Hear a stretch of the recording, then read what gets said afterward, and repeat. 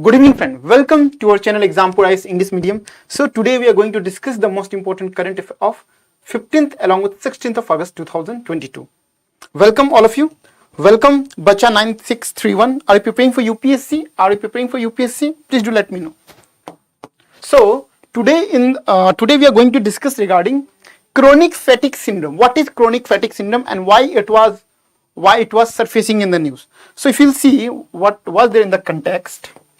A petition has been filed in the Delhi High Court to stop a person suffering from chronic fatigue syndrome since 2014 from traveling to Europe where to undergo a physician-assisted euthanasia. So in the context, it has been mentioned that it was in the news that the people who have been suffering from chronic fatigue syndrome and they were unable to recover. They were unable to recover. What? Because of depression, because of tension, because of frustration, what they do? They will travel to Europe where physician-assisted euthanasia has been permitted. Means we will explain what is euthanasia. Now euthanasia basically refers to where it is being allowed, where doctor can kill the patient. If the patient is unable to recover, where the doctor has the power or where the doctor has the freedom to kill the patient with the help of assisted drug, so that the patient can completely relieve itself from pain. Okay, Sekhu Baba, not an issue. Okay, so let us take each and everything. So when we talk about chronic fatigue syndrome, first of all we must know what is chronic fatigue syndrome. But from the name itself, it has been clear that chronic fatigue syndrome, chronic means it is very difficult to treat. Apart from that, the disease itself is very chronic. Fatigue means when you suffer from this disease, you do not have the energy to perform anything. You can't study, you can't perform work. Even you are unable to do your regular activities. This is called chronic fatigue syndrome. And because of this, when you have to depend on other for the performance of your day-to-day activities, definitely what it is going to inculcate depression, frustration, and because of this, the people, they want to be killed with the help of physician-assisted euthanasia. But the thing is, it is being allowed in Europe, it is not being permitted in India. That's why they usually travel to Europe. Now we should understand first of all what is chronic fatigue syndrome and what are its symptoms. So you can see that it is a serious and debilitating disease that affects the nervous system, immune system, and the body production of energy. So it is affecting your nervous system. It is affecting the nervous system, the central nervous system, peripheral nervous system. All these things will become weakened. So what will happen? Suppose if you have to perform certain work with your hands, after you just perform for 10 minutes, your hand will start paining because of central nervous system. It is being weakened. Apart from that, it weakens your immune system. Immune system, you know what is immune system? Your immune system is basically responsible for making you healthy. Okay. Now suppose if your immune system becomes weakens, just you go outside in the rain, what will happen? You'll get cold and cough. Immune system becomes weakened, and apart from that,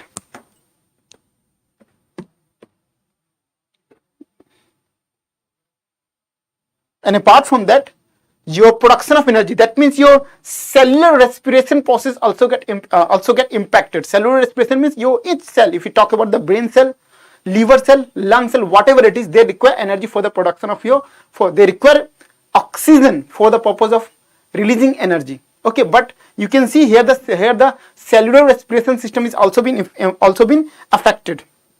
Okay, just a moment. Also been affected. Now it is also known as myalgic encephalomyelitis. Its potential result in viral bacterial infection. Suppose if your immune system get weakens, apart from the nervous system get weakens, and simultaneously your cellular respiration system also get impacted. That means your body is susceptible. Your body is susceptible to a lot of disease. So you'll get impacted from it. Potential results are viral and bacterial infection, hormonal imbalances, and genetic predisposition. These are the things. Okay. It can affect anyone from children to adults. Okay, it's not like that it is restricted to certain ages. This disease is applicable from children to adult. Now you can see the symptoms. What are the symptoms? So first of all, remember the symptoms. post extortional malaise, unrefreshing sleep, you are brain fogging. See what happens, you will not get the proper sleep also, you will not get the proper sleep also because of tension, depression, and because of this disease you are unable to sleep, apart from the brain fog. So what generally happens, brain fogging means what?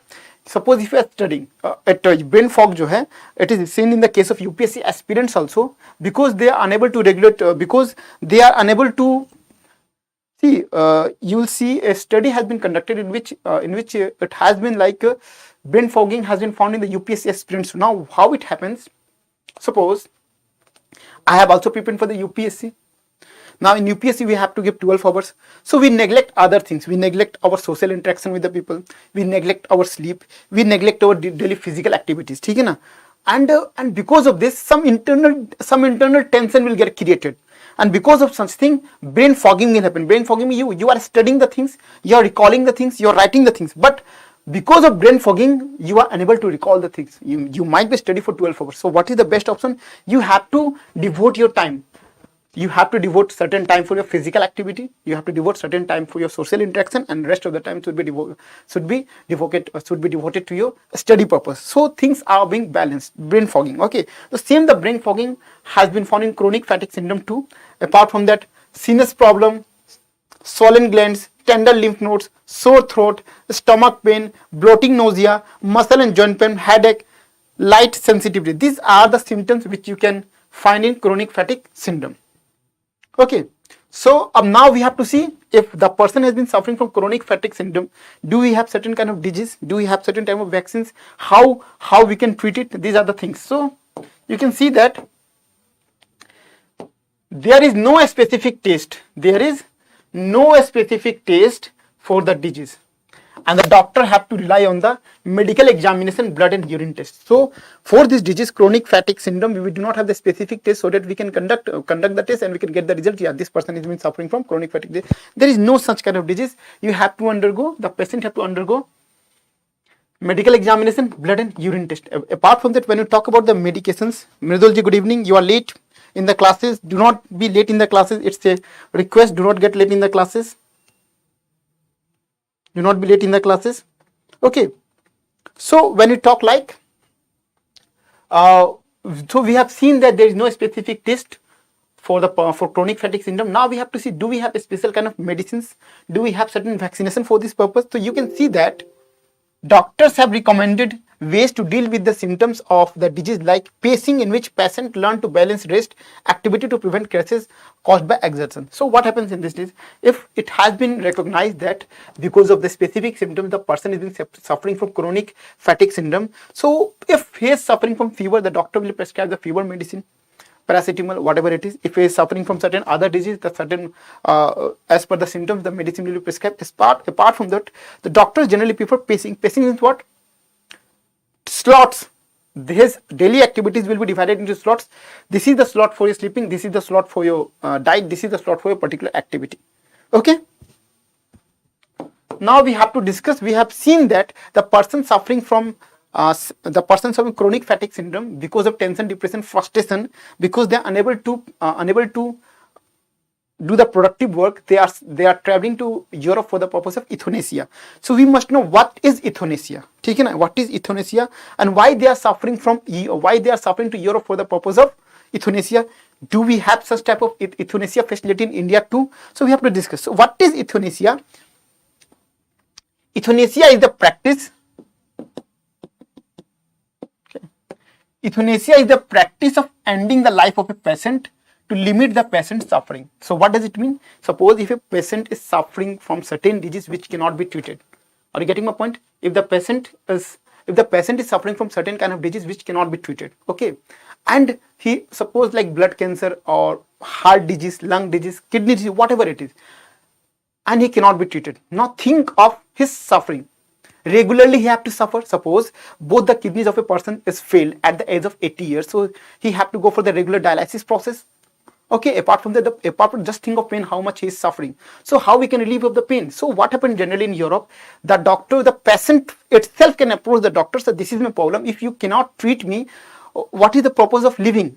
What is the purpose of living? So what you can do, you can just provide me certain drugs by which I can kill myself. So such type of provision is being there in Europe. So the patient in question would typically be terminally ill. The patient in question would typically be terminally ill or experiencing great pain or suffering. So when you talk about euthanasia, there are basically 4 types of euthanasia. Means the 4 types of provisions are being mentioned in which the patient has the provision to get killed by the doctor. So what now we have to see what are those provisions. So first of all, active euthanasia. Remember, this is prevalent in Europe. India जो है, this is not being provided in case of India. So when you talk about active euthanasia, killing a patient by active means, for example, injecting a patient with a lethal dose of drug, sometimes called aggressive euthanasia. If a person has been suffering from certain kind of disease which cannot be treated, apart from that he had to bear a lot of pain to survive, at that time, if it's in Europe, the doctor can kill him with providing certain type of drugs. ठीक है ना? अरे यार, instead of suffering regular pain, it's better to get killed. है ना? Suppose, ठीक है ना? So that is called aggressive euthanasia. But so this aggressive euthanasia is not being permitted in India. Remember, when you talk about the passive euthanasia, so intentionally letting a patient die by withholding artificial life support. Suppose if a person is being suffering from some critical disease and he has been provided ventilator support, but the doctor knew it itself that he cannot be treated. So at that time, all his life support system will be taken away, just like the ventilator system will be taken away. The medicines, whatever he is taking, it will be taken away. So let him die. No doubt he will suffer pain. He will suffer pain for 2 to 3 days or whatever it is, and ultimately that person will die. So this is called passive euthanasia. Passive euthanasia has been provided in India. We will let you know. Voluntary euthanasia with the consent of the patient. A formal document, a proper agreement will be done in between the patient and the hospital, and apart from that, voluntary, the patient, if he wants, then such type of euthanasia can be applied on him. तो इसे हम लोग क्या बोलते हैं? voluntary euthanasia कहते हैं. Now, as involuntary euthanasia, without the consent of the patient, for example, if the patient is unconscious, his or her wishes are unknown. This is called involuntary euthanasia. Is it clear, Midul? Is it clear? Medul, is it clear? Just let me know. So we are going to see what are the legal provisions in India and what type of euthanasia is being permitted in case of India.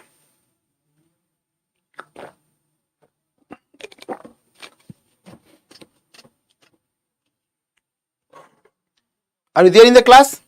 Medul? Just let me know.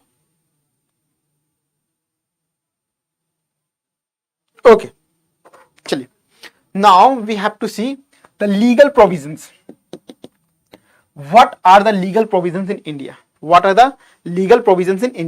So you can see that in 1994, the Supreme Court of India in Gayan Kaur versus the state of Punjab has held that both assisted suicide and euthanasia were unlawful. So in the beginning itself, in 1994, in Gayan Kaur versus the state of Punjab, it has been discussed that both assisted suicide or it is assisted euthanasia are unlawful because as per the Article 21 we provide right to life, not the right to die.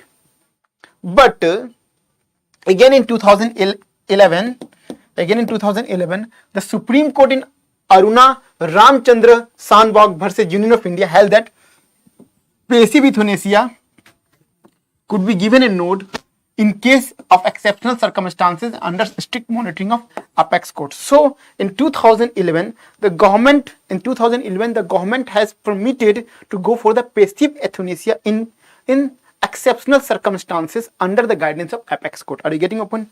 Except if we are not providing active euthanasia, we are just providing passive euthanasia where all life support system will be taken away and let the patient die naturally. So this is called passive euthanasia. This has been allowed under the guidance of apex court. But in 2018, the Supreme Court declared that the right to die with dignity is a fundamental right, because when we talk about the Article 21, it provides the right to life, but the right to life with dignity. You have the right to life with dignity as a fundamental right. Okay, is it clear? So first topic it has been completed. So you guys might be knowing what is euthanasia at least. Now we have to think of another topic that is called family needs to be at the heart of Indian health system. We have to discuss, we have to evaluate the health system that is prevalent at the 3-tier system, village level, block level and district level. Okay, we have to see. So you can see that when you talk evaluation of healthcare system in India. Okay, so healthcare system basically is a multi-tiered structure. Village level we are having PHC, primary healthcare. A community worker operates and provides service covering 12 diseases. Okay, apart from that, in the block level, when you go at the block level, we are having the block hospitals. So there is a 30-bed community health center operated by 4 specialists, and the district level we are having the district hospital. Apart from that, a lot of private hospitals are also being there in the district. Okay, so this is just like that. So you can see that we are having sub-health center covering about 3,000 to 5,000 population. Apart from that, we are having the primary healthcare center in which 20 to 30,000 populations are being covered. Community health center 80,000 to 1,20,000 populations is being covered. Uske baad we are having the district hospital, and finally we are having the medical hospitals. Now just we have to see history of healthcare reforms. This thing is not required, just for the sake of delivering the knowledge. Just you might be knowing what how the history of healthcare system has been established in India. So when you talk about the history, it is like Bhor Committee Report 1946, the Kartar Singh Committee Report 1973, National Rural Health Mission of 2005 and Ayushman Bharat of 2009. These are the certain things that is related to a healthcare system in India. Welcome Nazia. How are you? Nazia Hanif, good evening. Are you preparing for UPSC from English medium? Please do let me know. So when you talk about the National Rural Health Mission, it was a remarkable as it set the India public health care standards for physical infrastructure, human resources and service delivery, led to the threefold increase in the budget. Because of the introduction of National Rural Health Mission, we have seen that the basic infrastructure right from the primary healthcare system to the top medical colleges have been enhanced. Okay, apart from that, service delivery has been enhanced, the number of doctors has been enhanced, and apart from that, per patient per doctor ratio has been reduced because of the introduction of your National Rural Health Mission. Okay, so now we will see what are the changes that are perceptible, what are the changes that have become perceptible due to the introduction of National Rural Health Mission. So you can see that institutional deliveries, generally what happens in the village itself, we think that we have seen that much of the deliveries happens in the room itself, much of the deliveries happen in the home itself. But with the introduction of National Rural Health Mission, you have seen that 41% delivery in 2005, it has increased to 89%. How much? 89%, more than the double because of introduction of National Rural Health Mission. Apart from that, you can see that maternal mortality rate went down from 407 per 1 lakh that to around 113 per 1 lakh women in 2021. Apart from that, the infant mortality rate reduced from 58 per 1,000 to around 28 per 1,000. So these things have been improved because of the introduction of National Rural Health Mission. Okay, chaliye. So a case study, we have to see the case study of Kerala infrastructure, Kerala health system. Kerala, Nazia, are you there in the class? Okay. Mridul, please do let me know where are all the students. Priyanka, and I do not remember the name of all our students. Nitesh, they're not coming. Where are all the students? Is there any examination? We are not aware of it. Chaliye. So now we have to see the case study of Kerala health infrastructure or Kerala health system. It is based on UK general practitioner system. Kerala model emphasizes on primary health care, community anchored delivery system, continuum of care from birth to death, and a patient-centered protocol-driven evidence-based treatment. So you have seen that when you talk about the Kerala healthcare system, the most एक example में देने की कोशिश करते, just quote one example, just take one example. When we think of government institute, just listen about carefully. When we means matlab you guys are also preparing for UPSC or in the graduation, whatever it is. But when we think of government institutions like IITs, NITs, IIM, so they are best. Okay, after doing graduation from any college like private college, you want to pursue your further degree in your IITs, NITs, or in your medical colleges, IIM for management, whatever it is. Okay, na? But do you want to send your child to government schools? No, you don't want to. You do not want your child to send to the government schools, government nursery, government 1 to 10 school. But definitely you want to send your child to IIT, NIT, government medical colleges, and apart from that, IIM for the management. So you can see that the top ladder of the education system are well equipped. ठीक है ना? But when you think of the bottom level, they are not been so much. They are not been taken care of.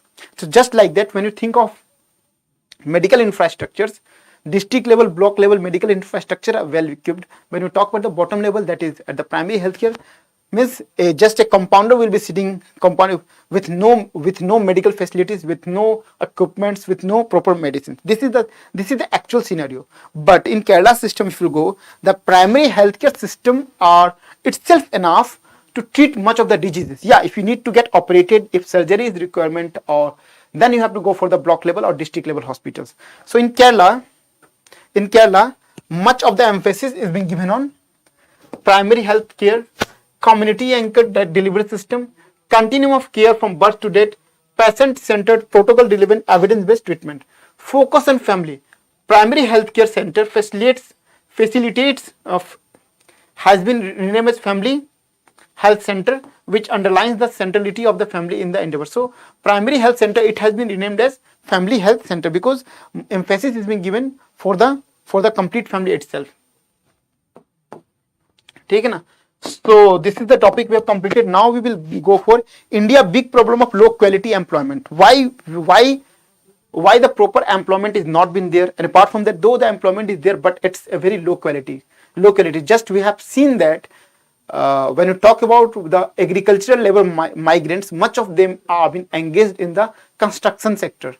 More than 80% of the agricultural labor, they are being engaged in the construction sector. Less number of them are being engaged in the industrial sector. So no doubt both are having the employment. But when we talk, if some worker is if some agricultural labor has been working in the industry, it is called high quality employment. But if they are working in the construction sector, it's called low quality employment. Why it is so? What is the reason behind? And apart from what are the steps we can take so that the qualitative employment can be provided to the youth? ठीक है? So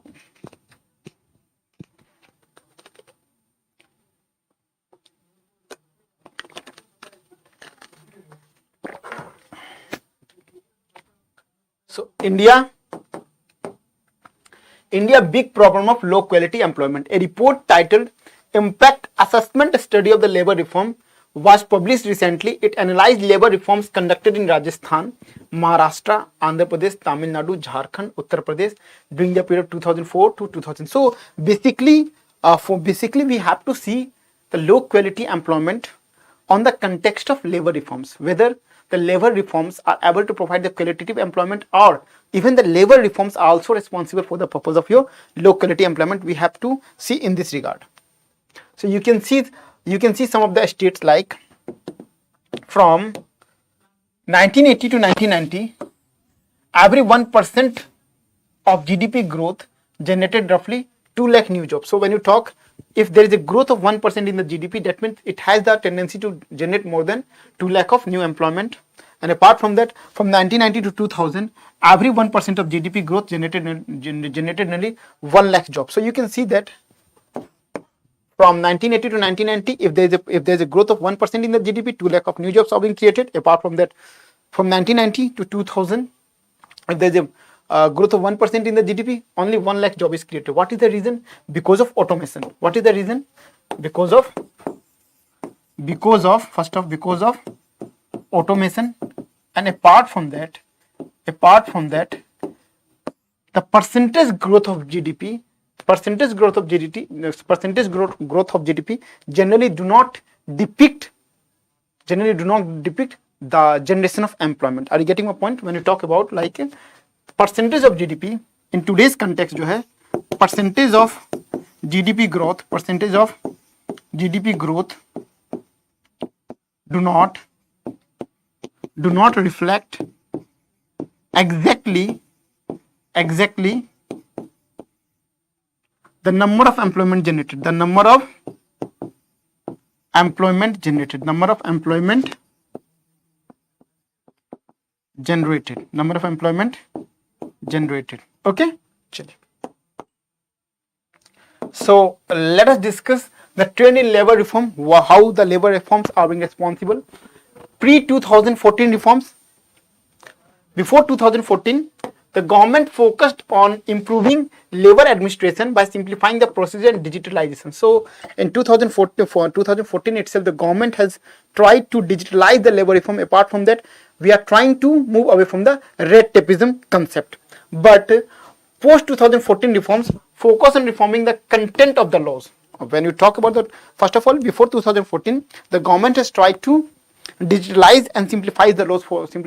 Apart from that, we have to move away from the red tapeism. But when you talk about post 2014 reforms, focus on reforming the content of the laws, that is new labor codes and etc. Okay. Since now why these things are happening, we have to discuss. Since labor is a state subject, means a state is having the authority to prepare the laws regarding the employment, regarding labor laws. So since labor is a state subject, we look at the performance of states on these labor laws. Little success, the labor reforms were undertaken so far had little effect on increment employment labor. So when you talk about the labor reforms, so it is clearly mentioned over here, the labor reforms were undertaken so far had little effect on increasing employment in large enterprises in India. So labor reforms जो है, they are not been generally taken for the purpose of increasing the employment. ठीक है ना? The reform failed to serve the primary purpose of labor laws, like protect worker, not to promote the interest of the investors. So these things are not being taken care of generally. When you talk about the labor reforms, it is not being taken care of how to generate the maximum number of employment. Apart from that, how to protect the interest of the investors, because if the interest of the investors are being protected, then definitely the enterprise will be protected, and if enterprise will be protected, it has the potential to create new form of employment. Employment in formal enterprise is becoming more informal. Apart from that, we can see that contractualization work. Now much of the enterprises have been focused to the contract work. Contract work means, suppose this is the task, so they will give it to certain company, but yeah, you have to do this work within 2 months. So that work will be done within 2 months. ठीक है ना? So they are being relying on the contract worker rather than the permanent worker. This is one of the important factor. And Rajasthan, the first state to implement the reform, seems to have benefited from the least from them. So Rajasthan has not benefited from the labor reforms. Conclusion में क्या है? More GDP does not automatically produce more incomes at the bottom. India needs to focus on the creation of jobs. Labor policies must focus on the generation of better quality livelihoods for Indian citizens, or citizens as of earning better livelihoods with more dignity. Now we have to see. Just think now what you can do for the purpose of, give certain example what can be done for the purpose of providing qualitative employment to the youth. बताइए. To provide qualitative employment. Qualitative employment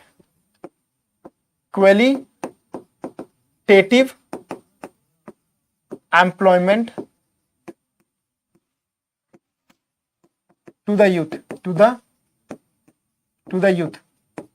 What can be done? First of all, the labor reform should address the problem of qualitative employment. Qualitative employment should be taken care of in labor reforms. First क्या होगा? When you talk about first qualitative employment must be ensured in labor reforms. Okay, in labor reforms. Okay. Second point, skilling is the need of the hour. labor skilling is the need of the, we have to provide them the best skilling so that they can be engaged or they can be engrossed in qualitative work. Without proper skilling, they cannot be accepted by certain enterprises. So you have to, skilling is the need of the hour. Skilling is the need of the hour. Skilling is the need of the hour. ठीक है, need of the hour. Okay, चलिए ठीक. Is it okay? Now the last topic is your manual scavengers enumeration exercise. Is it clear, Medul? The topic is clear. So now we can move to the next topic.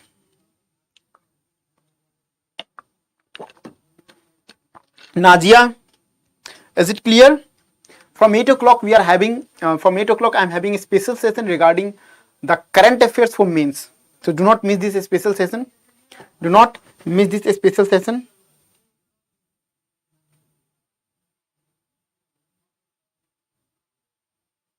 Okay. So, manual scavengers enumeration exercise. The Ministry of Social Justice and Empowerment is preparing to undertake a national-wide survey to enumerate all sanitation workers engaged in cleaning and sewers and septic systems. So this topic is basically for mains. So a survey has been undertaken by Ministry of Social Justice and Empowerment to enumerate all sanitation workers. Engaged in cleaning of sewers and septic tanks. So now you have to see now key highlights of this survey. What is the highlight of this survey? So you can see that the enumeration exercise is a part of Namaste scheme. We will discuss what is Namaste scheme. So this enumeration exercise is a part of Namaste scheme, which is towards the sanitation worker, how we can protect the sanitation worker. Apart from that, zero tolerance towards if anybody is forcing somebody to clean the septic tanks manually. And how we can provide dignified life to the sanitation worker. All these things provisions are being there in the Namaste scheme. Apart from that, you can see that it has been conducted across 500 Amrut cities, Atal Mission for Rejuvenation and Atal Transformation cities. It will merge with and replace the self-employment scheme for the rehabilitation of manual scavengers, which was started in 2007. Program monitoring units for the 500 Amrut cities. So we have to conduct this survey in 500 Amrut city. And apart from this, to be conducted or to conduct this essay, we have to go for program monitoring units. Program monitoring units, they will be responsible for the purpose of conducting the survey in those 500 Amruts. And apart from that, what are the steps to be taken for the purpose of addressing the problem of manual scavengers. So first of all, we have to see Namaste scheme. What is Namaste scheme? So the government has developed the Namaste scheme, National Action Plan for Mechanized Sanitation Ecosystem. See, the government has totally prevented the manual scavenging. That means the septic tanks. If you might be seeing the villages, the septic tanks they are being cleaned manually. They are being cleaned with the hands, and because of this, those tanks are being devoid of oxygen, and because of such thing, the manual scavengers manual scavengers, because of lack of oxygen, they die. So Namaste scheme is basically responsible, means we have the scavenging, the septic tanks will be clean, but it will be like mechanized. You have to use the machines. So the government has developed the Namaste scheme, the Namaste National Action Plan for Mechanized Sanitation Ecosystem to clean the septic. The mechanized, you have to use the mechanized way. You have to use the machine for the purpose of cleaning the septic tanks. Namaste scheme is a joint venture of Department of Drinking Water and Sanitation, Ministry of Social Justice and Empowerment, and Ministry of Housing and Urban Affairs. So now, what is the significance of this Namaste scheme? So you can see that what is the objective? First of all, zero sanitation related death. First of all, this Namaste scheme is basically responsible to ensure that there should not be any death. There should not be any death of sanitation workers. And how it can be prevented? You have to prevent the manual scavenging. Second, preventing sanitation worker from coming into direct touch with the human waste. So it prevents the sanitation worker to directly touch the human excreta. That means manual scavenging is totally prohibited. Providing alternative, if certain sanitation workers are there and they do not have any mechanized equipment for the purpose of cleaning the septic tanks, so definitely they will not get money, because manual scavenging is totally prohibited. So government should think of providing certain alternative employment to those. The ministry has shortlisted type of machinery and core equipment required to maintenance work and safety gear for Safai Mitras. So Safai Mitras means Safai Karamcharis. Safai Mitra means Safai Karamcharis, or you can say sanitation worker. So those ministries, they are providing certain type of machineries apart from that core equipment, so that yes, central scheme, ठीक है ना. So the ministry has shortlisted type of machinery, core equipment required for maintenance work and safety gear. For the safety gear is basically responsible so that they can protect themselves in case of the area is devoid of oxygen. Apart from that, you have to clean with the help of mechanized equipment. The same is the equipments, the safety gears or the mechanized equipment required for the purpose of cleaning the septic tank. Even you can get this equipment on government e-market places. The skill development and training of Safai Mitras are being taken up with the support of the Ministry of Social Justice and Empowerment through National Safai Karamcharis Finance Development. So you can see that skill development, now the mechanized equipment are being provided, core equipment will be provided, apart from safety gear is being provided to Safai Karamcharis or Safai Mitras. We call it Mitras because Mitra means what? These are the person who are responsible for cleaning your septic tank. So you can call it as Mitras. So now they will be provided certain training how to utilize the mechanized equipment, core equipment. Apart from that, in case of certain failure, how they can save themselves so that there won't be any death of Safai Karamcharis. The skill development and training of Safai Mitras are being taken up with the support of Ministry of Social Justice Empowerment through National Safai Karamcharis Finance Development. The scheme will be implemented from 2022 to 2026 across 500 cities, township notified under the Atal Mission for Rejuvenation and Urban Transformation in 500 cities. Okay. Now we have to see what is manual scavenging. How you can define manual scavenging. So manual scavenging किसे कहते हैं? Manual scavenging is a practice of removing human excreta by hand. So you might be seen in the village itself that we do not take it on other sense. ठीक है ना? We should not to promote the stereotype thinking. Generally in the village it might be seen that there are certain category of communities who are responsible for cleaning a septic tank. ठीक है ना? And how they do it with the particular hand. So if instead of mechanized equipment, instead of using the proper safety gear, just those persons who are cleaning the septic tank with the manual hand itself, they are called manual scavengers. So, but remember one thing, the manual scavenging is totally banned. India banned the practice under the Prohibition of Employment as Manual Scavenging and the Rehabilitation Act 2013. So, through this Act of 2013, the manual scavenging is totally banned. The Act banned the use of any individual for manually cleaning, carrying, disposing of, otherwise handling in manner of human excreta till its disposal. So, if it has been found that you are asking certain person or you are forcing certain community of the person to clean the septic tank, apart from that to carry the human excreta in his hand to throw it somewhere, and if it has been found, you will be punished. You too will be punished and he will also be punished. Okay? In 2013, the definition of manual scavengers was also broadened to include people employed to clean septic tanks, ditches and railway tracks. If the Safai Karamcharis, they are cleaning the septic tank with the help of hand, it is one of the dehumanizing practice. You cannot force someone, you cannot ask someone to clean the human excreta with the help of hand.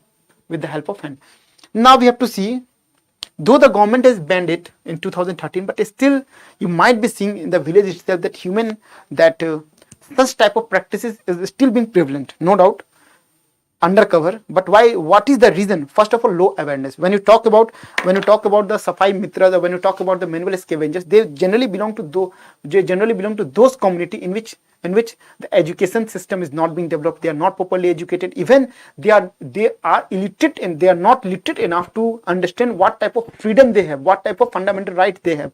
So because of low awareness, they carry this manual scavenging. Apart from that, enforcement issue. No doubt the government has banned it in 2013, but why? Why it is still being prevalent in the village itself? Because Gram Sabha, Gram Panchayat, basically they are responsible for it, so that the things won't happen.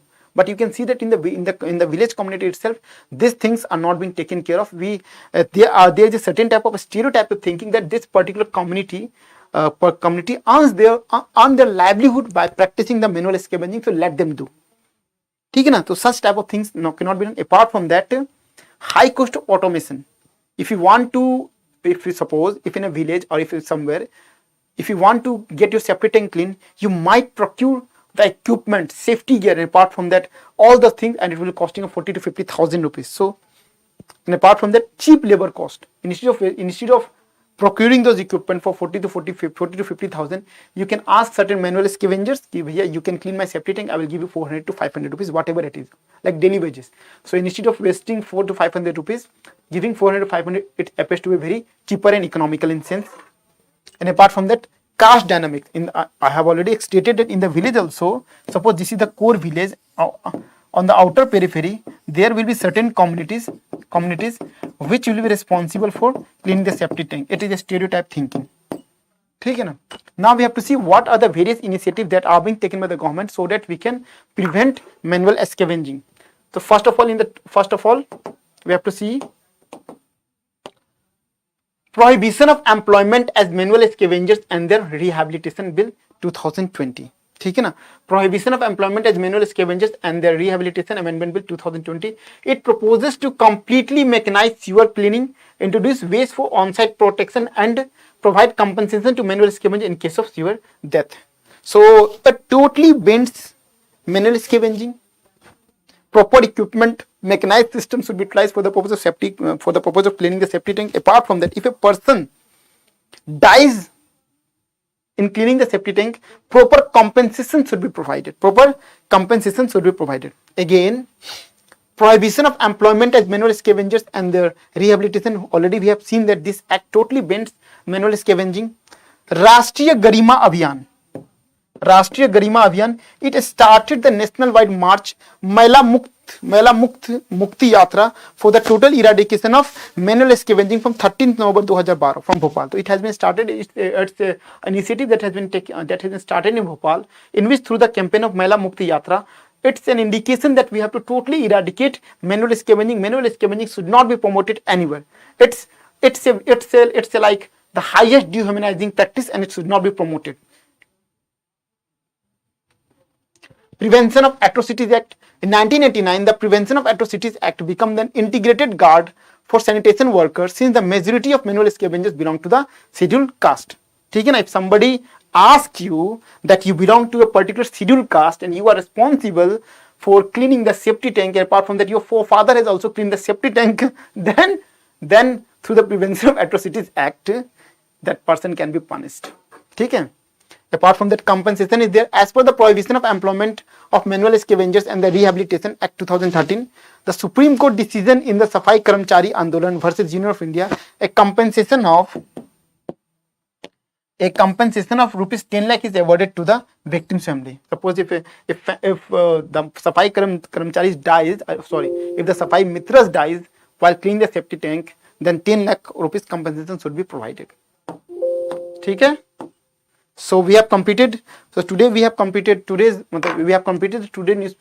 current news, and apart from that, at 8 p.m. sharply we are having the discussion towards the current affairs of most important current affairs of science and technology for men. So do not miss this session. Any doubt is there, please do let me know. If there is any doubt, please do let me know.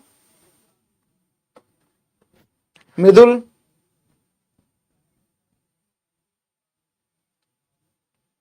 Any doubt? See, whenever you are reading certain current affairs, first of all, you should know what is the context. Apart from that, you must know what are the different provisions that have been mentioned in the context, what are the bill acts regarding to context, and apart from that, we should also know the certain case studies. Okay, so this is how we can complete the current affair. Is it clear, Mridul? Please do let me know.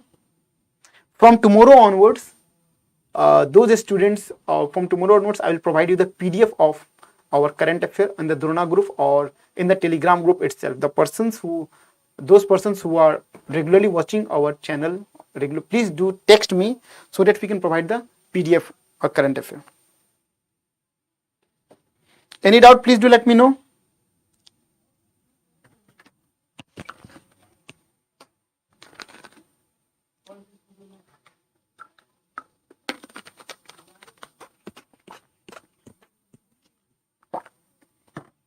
तो चलिए, thank you, thanks lot everyone, जय हिंद, जय भारत।